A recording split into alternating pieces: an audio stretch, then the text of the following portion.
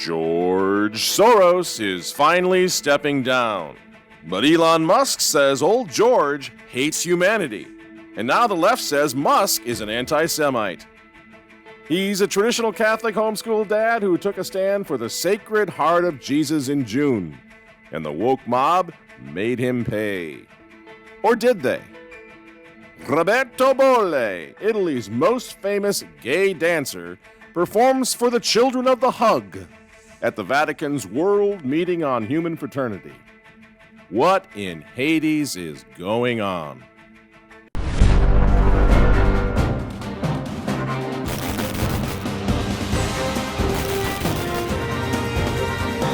Good evening, ladies and gentlemen. I'm Michael Mann. This is the Remnant Underground. Great to be back stateside. I'm not going to say a whole lot about the Chartres Pilgrimage. We did so much coverage of that over the time that we were actually walking it.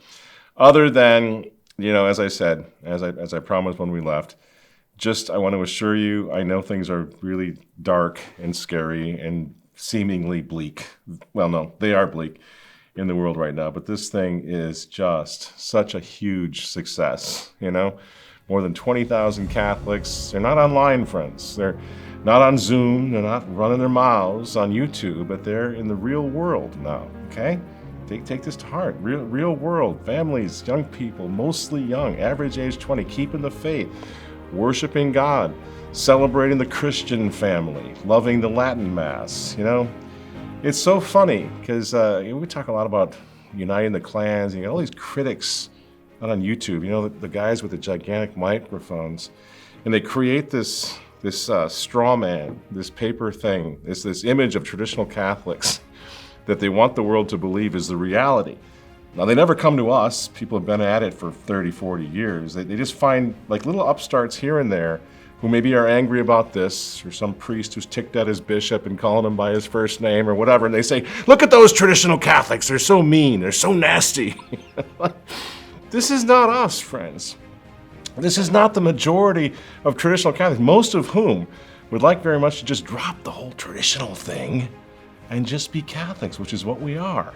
We've just accepted the faith as it was handed down to us, we're handing it down to our kids, that's it.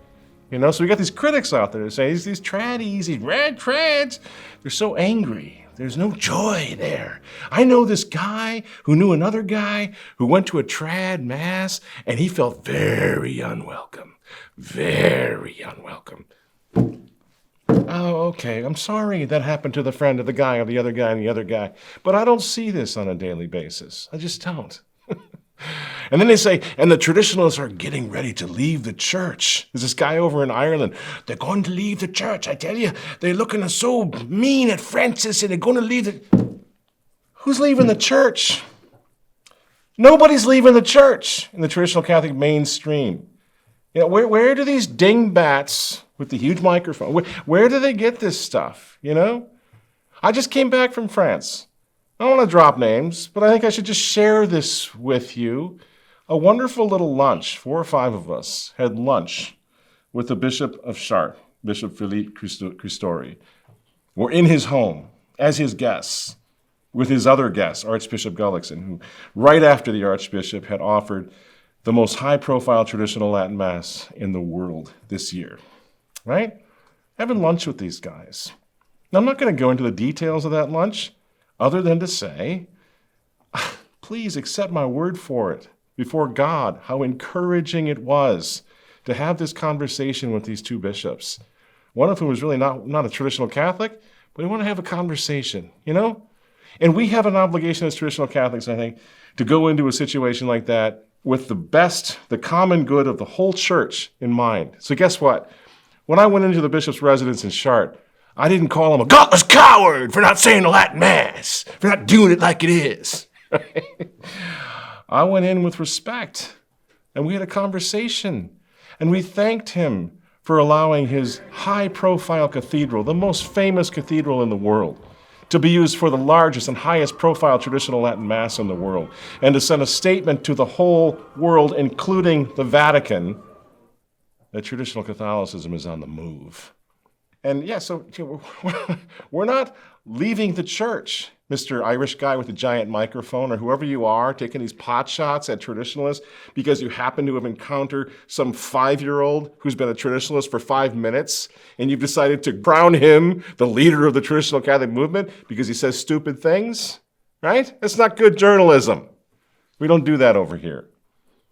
And it's just an absolutely ridiculous straw man that they're setting up, mostly by former neo-Catholics who crashed and burned somewhere along the line with that whole crazy novelty, and they got an axe to grind against us. You see, friends, the thing is, traditional Catholicism is the future of the Catholic Church, period. And how do I know that? Well, I just saw it in action.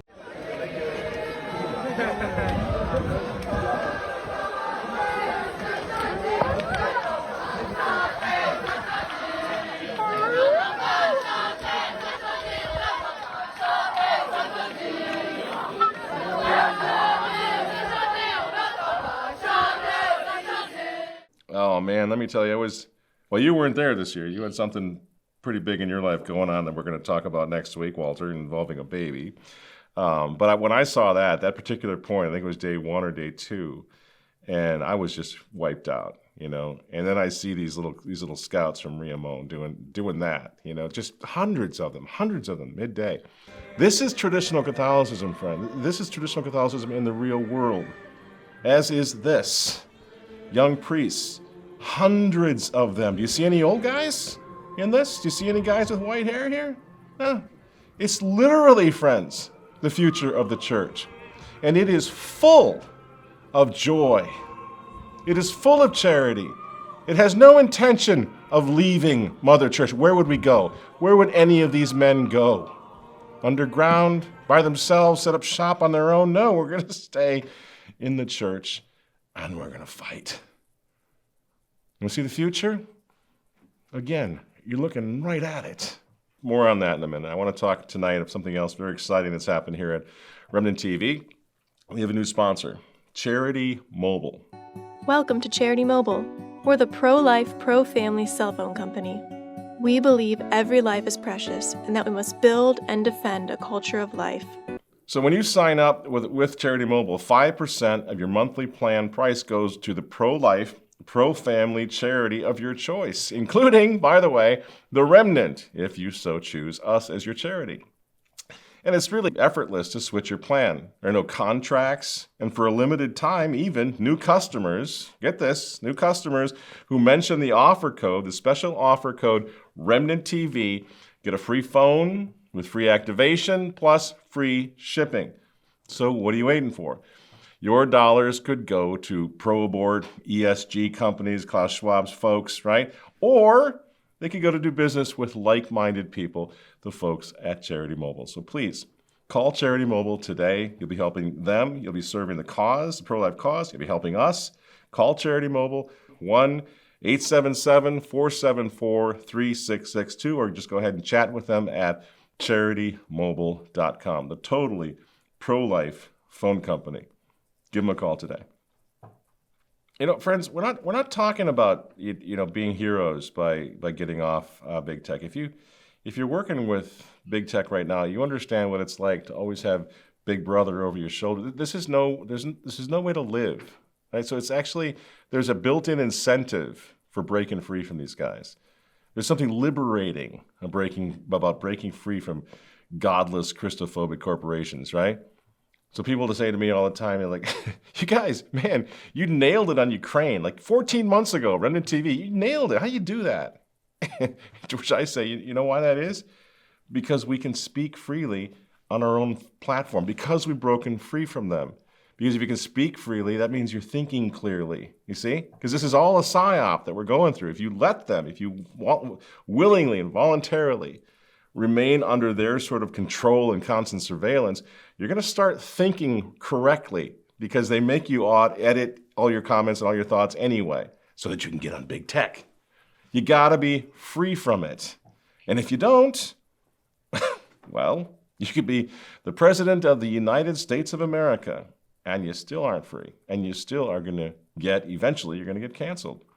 But because Joe Biden and his many allies, from Chuck Schumer to Mitch McConnell to Paul Ryan and every single news anchor on all of television, all of them believe that Ukraine, its borders, its future, its infrastructure are all more important than the town that you live in. They sincerely think that, and it's obvious.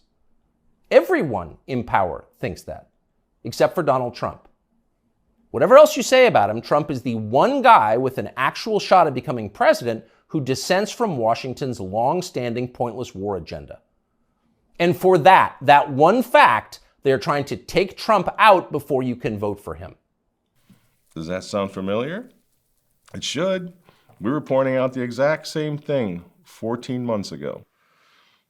And they're using technology and neo-communism to take out Russia, but it's not going to stop their friends. They're going to take out you too. They're going to take out you and any country that opts out of their precious New World Order, which is what this is all about.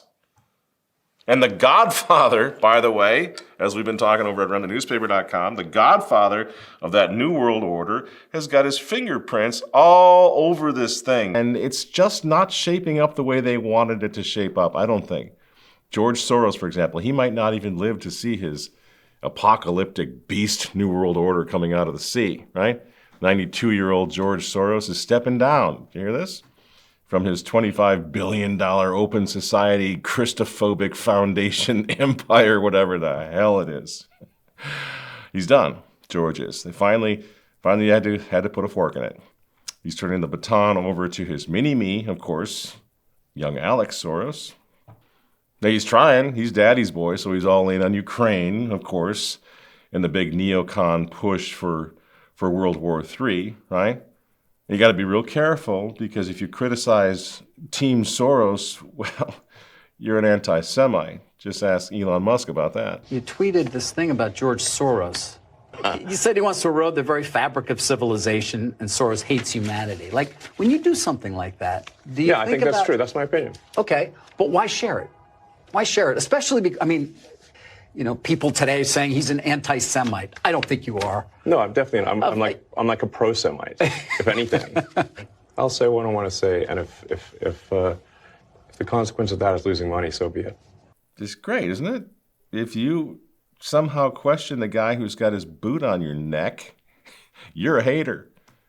You just got to stay with the mantra. Soros is good, Putin is bad. Soros good, Putin bad. Soros good, Putin bad. Some people in the West believe that an aggressive elimination of entire pages from their own history reverse discrimination against the majority of the interests of a minority and the demand to give up the traditional notions of mother, father, family, and even gender. They believe that all of these are the mileposts on the path towards social renewal. The advocates of so-called social progress believe they are introducing humanity to some kind of a new and better consciousness. It may come as a surprise to some people, but Russia has been there already. After the 1917 revolution, the Bolsheviks, relying on the dogmas of Marx and Engels, also said that they would change existing ways and customs. And not just political and economic ones, but the very notion of human morality and the foundations of a healthy society. The destruction of age-old values, religion, and relations between people, up to and including the total rejection of family. We had that too. Yep, there's the bad guy. Meanwhile, back at the White House, Biden just did it! Breaking gay news for the first time in history. I want to send a message to transgender children. After more than 30 states proposed 500 anti-LGBTQ bills, we're not doing the pronoun Olympics in Florida. It's not happening here. I want to welcome you. You are loved. To the White House's. You are heard. Yeah! And you belong. Biggest pride in history. Happy Pride. and again, it's just they're running the whole thing into the ground on purpose, right?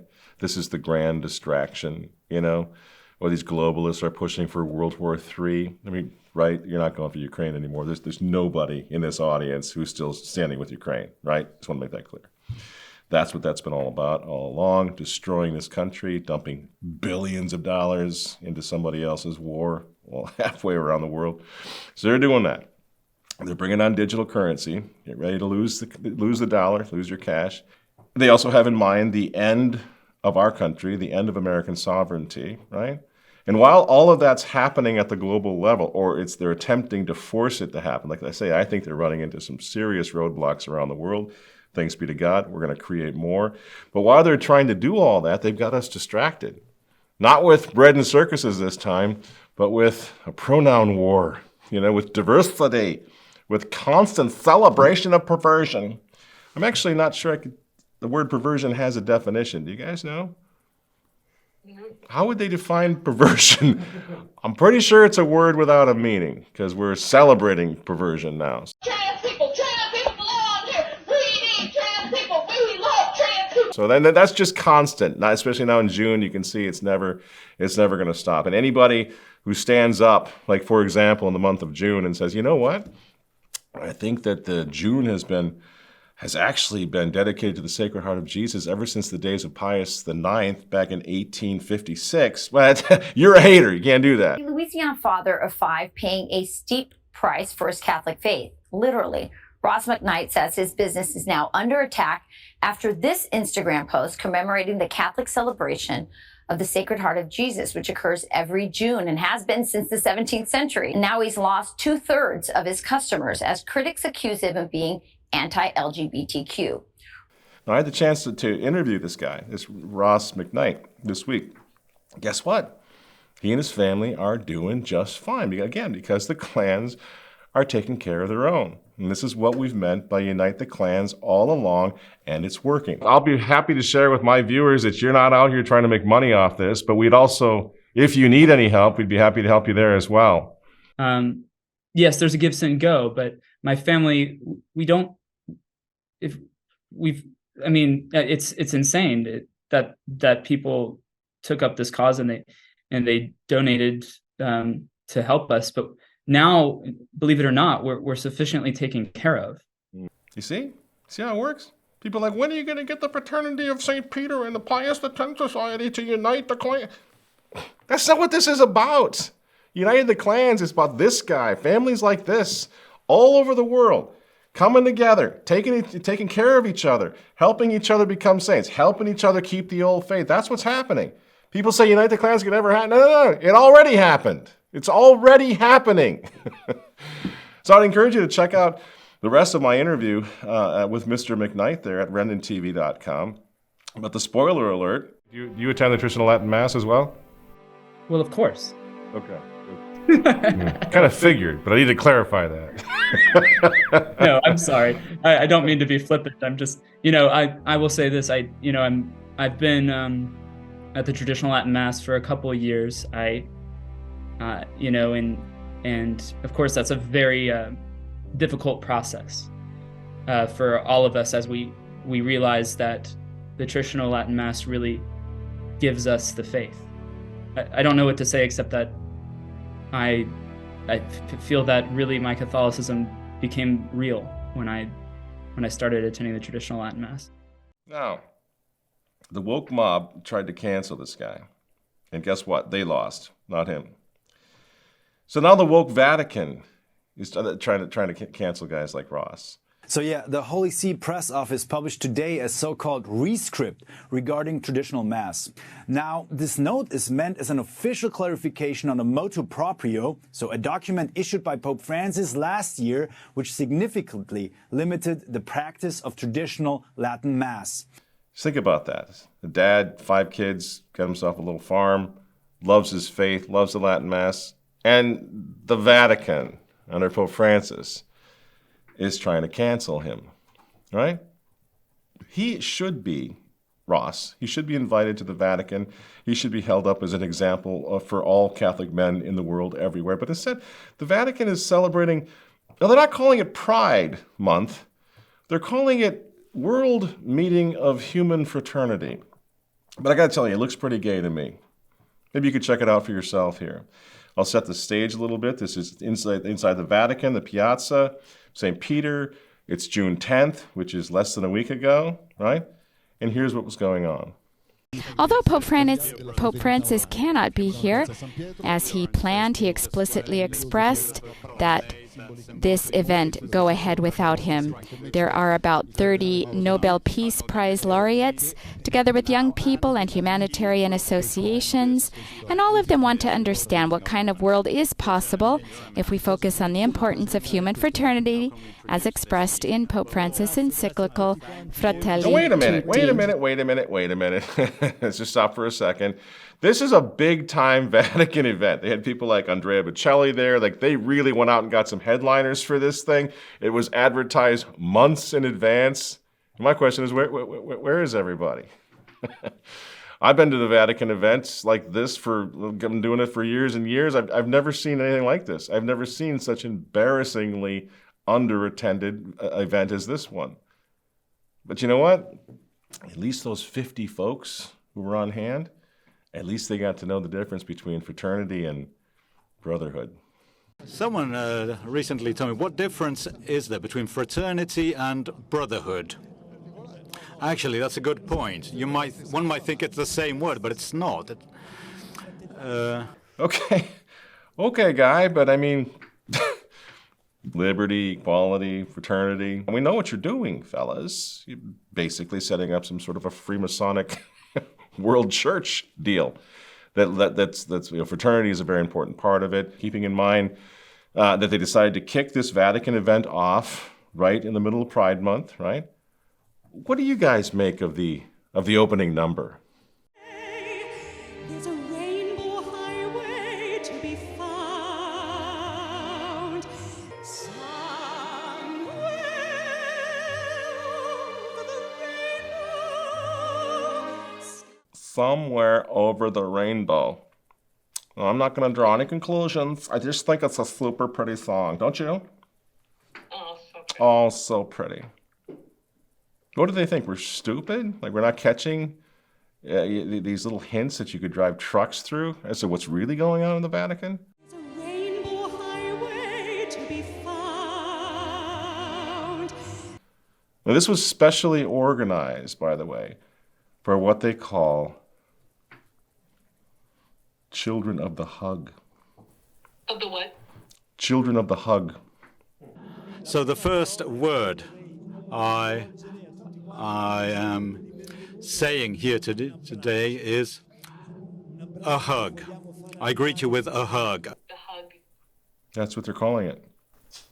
Nobody should be hugging kids right now. No, nobody should be hugging kids, especially inside the Vatican. If they ever tried to hug my kid, I would knock them out cold. And of course, if you're going to have an event that includes the Children of the Hug, you're going to have to bring in some children to be hugged.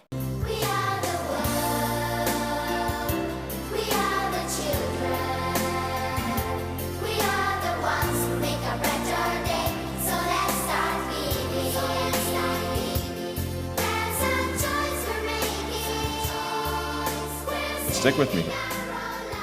This is the Vatican's World Meeting on Human Fraternity and Gay. It was for people who are different and gay.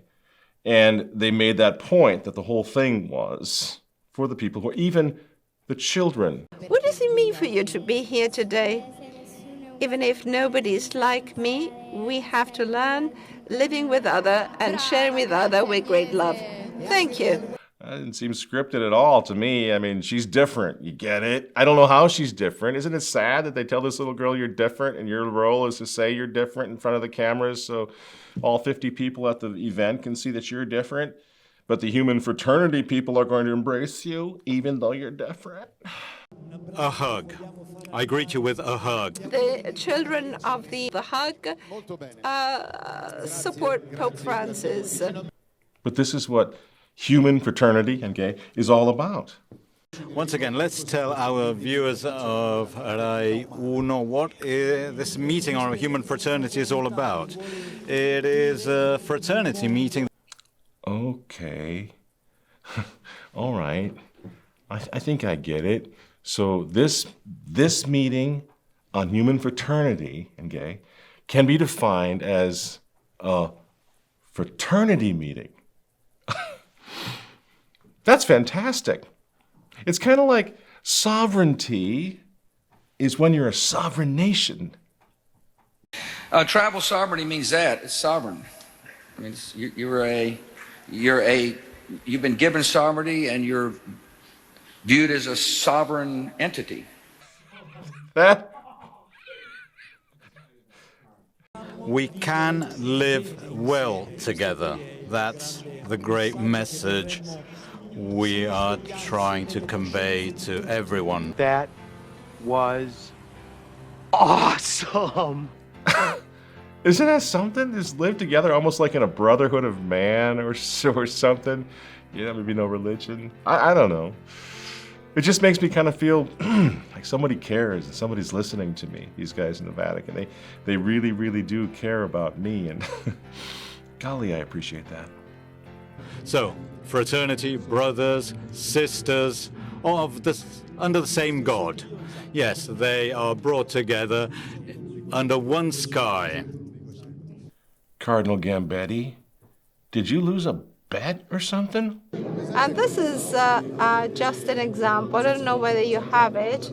It was given to you, but you have to plant the seed, and the plant will grow. It's a seed of fraternity, and next year we will reconvene with this young new plant. So we plant the seed, and it will grow over time. Yes, and this is how fraternity grows. What are you doing? I'll see you later, Your Eminence, because I'll need you clearly for the most important moment of the afternoon.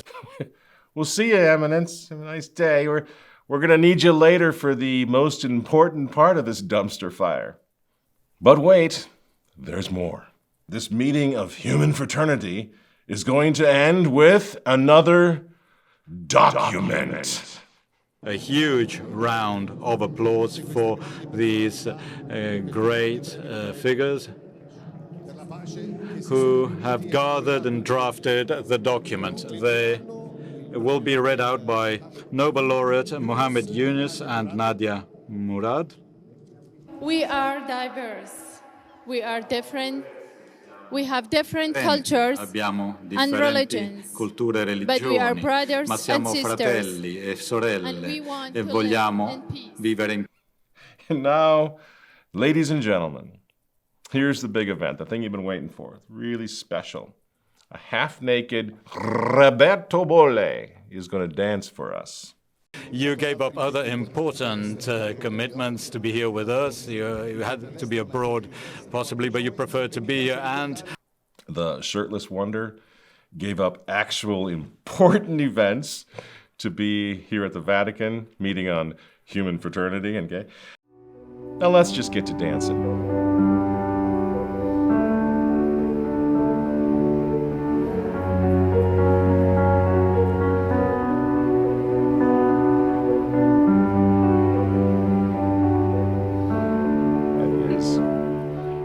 Gets me in the feels, you know.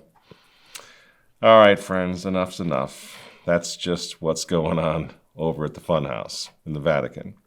And as you probably have guessed, this headline dancer at the Vatican World Meeting on Human Fraternity is openly gay. Famously gay, living with a dude, the whole bit.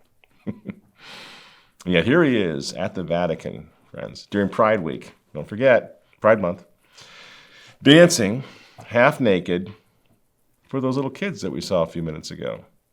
You know? Kids of the hug.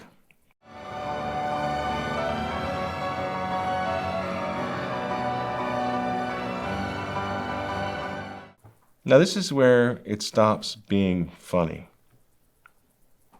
This is under the auspices of the Pope, the Vatican, the moral authority of the world, supposedly. And what do they bring in? One of the most famous homosexual dancers in Italy, dancing for the kids.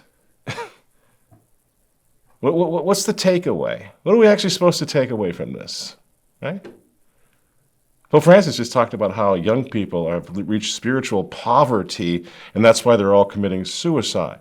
Well, gee, Francis, what are you giving them? Gay dancers inside the Vatican? You think that's going to help them remove themselves from the spiritual poverty, guy? Oh, no. So you're saying, well, this is just a coincidence. You know, they didn't know. They probably didn't know, right? Guys with the giant microphone. Yeah, they probably didn't know he was gay. You know, it took me a grand total of 2 clicks to find out who this guy is, right? He's famously homosexual. But the Vatican probably just didn't know. It's coincidence. But I think people in this audience know better than that, right?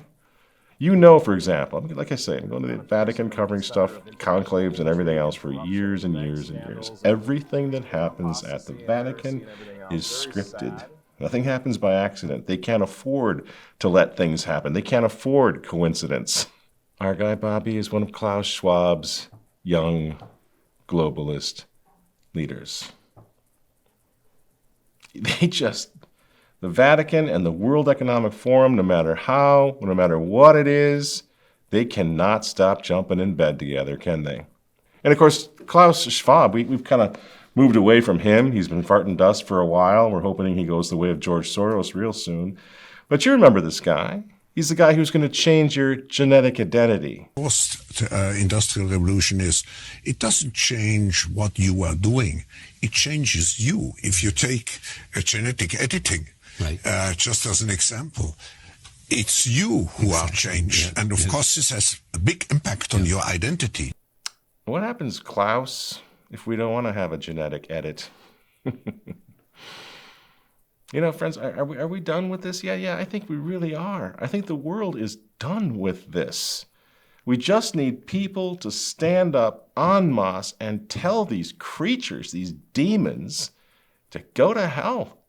Get out of our lives. Stop. We're not going to comply. And I want to close with this. Because we really and truly are going to defeat these godless lunatics. It's not a matter of if, it's just a matter of when. The handwriting is scrawled all over the walls now, friends. Take Mr. Ross McKnight, for example. Takes a stand for the Sacred Heart of Jesus, an obscure farmer from New Orleans, right?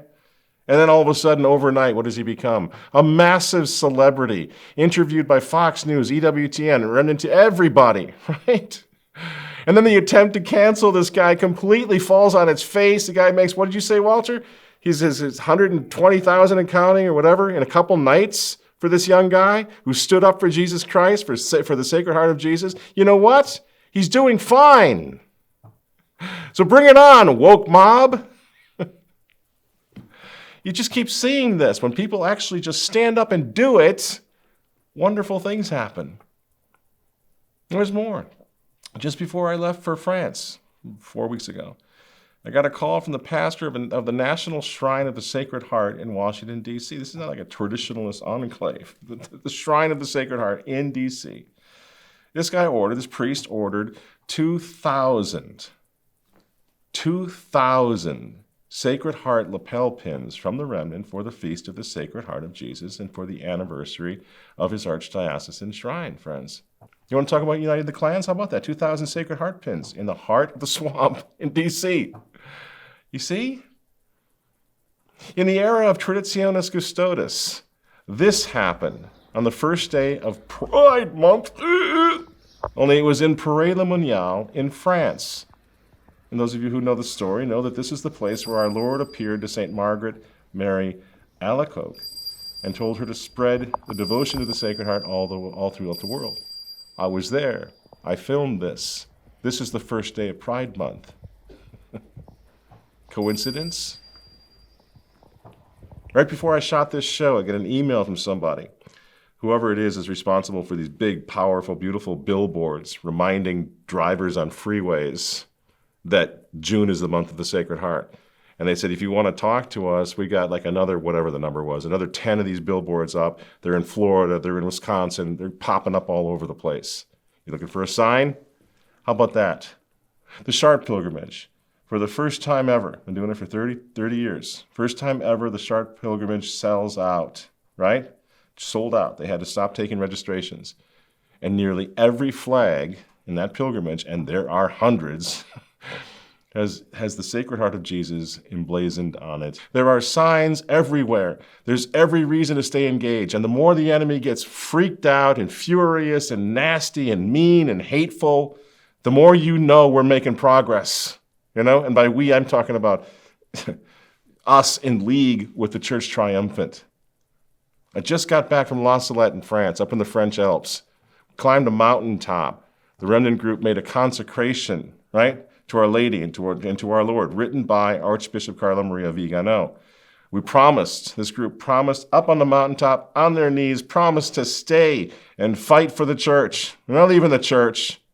And why did they promise to stay and fight for the church? Because Our Lady of La Salette said, "Stay faithful to me, children of light, and I will fight for you." She said, "I call upon my children, my true devotees, those who have given themselves to me, so that I may guide them to my divine Son. Go and show yourselves as my dear children. Fight, children of light, you, the small number who can see. For behold, the time of times, the end of ends. But I will fight with you. I will fight for you." Did you see that little flag that we brought up the mountain? The story on that's quick. Just moments before we climbed that little mountain top, a man I have never met, a man from Ireland, he walked up to me and he gave me that flag. The flag of the Sacred Heart of Jesus. No, I'm not into signs and wonders. That's not my thing. But I'm not stupid either. And I can see the sign. I can see the handwriting on the wall. God is making it clear. We're at a desperate point in the history of the world right now. Desperate point. Hell is making advances, but God is also making it clear what we need to do, right? You just look around you and you can see what you need to do. All for thee, O Sacred Heart of Jesus, in the month of June. That's where it starts, woke mob. Come and get me. Go ahead and try to cancel me. You know what June is? June is the month of the Sacred Heart of Jesus. And then to all of us, hold the Catholic ground, friends. Hold on to your beliefs. Hold on to your traditions. Keep the old faith. Yes, unite the clans. Stand with Jesus Christ. Because everything else, friends, is fake and gay. Which is why everything else can go back to hell where it came from.